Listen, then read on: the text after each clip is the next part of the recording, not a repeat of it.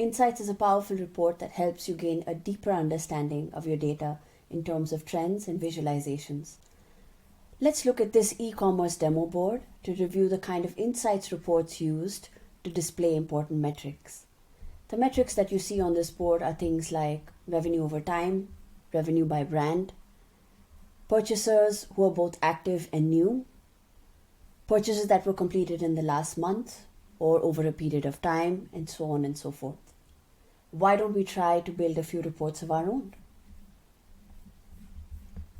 In order to navigate to a new insights report, this is how you would click on reports and then go to insights.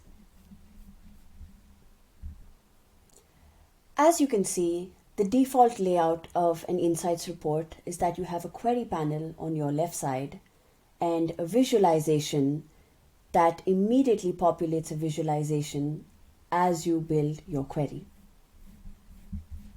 Let's try a query of our own. Since we're still in the e-commerce data set, we'll look at a few e-commerce examples. So I'm going to look at how many purchases were completed. And Mixpanel immediately shows you a line trend for the purchases completed by unique users over the last 30 days.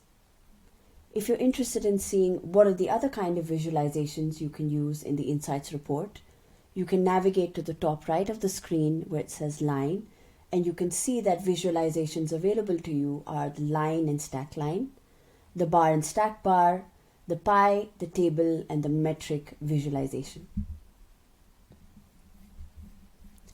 The default time range set for you on Insights is for the last 30 days, but you can choose a different time range that is important for you, or you can customize it to be a fixed date range since a certain time in the previous months or year, or for the last number of days, weeks, or months that you choose. In Insights, you can also look at comparing your analysis to a previous time period. So if you wanted to compare to, let's say, to the previous month or to the previous quarter, you could just select each of these options and it will represent or show you that comparison in your line visualization. You can also change this to a different visualization if that's meaningful to you. And you can look at a percentage change over a baseline to show the increase since that previous period in time.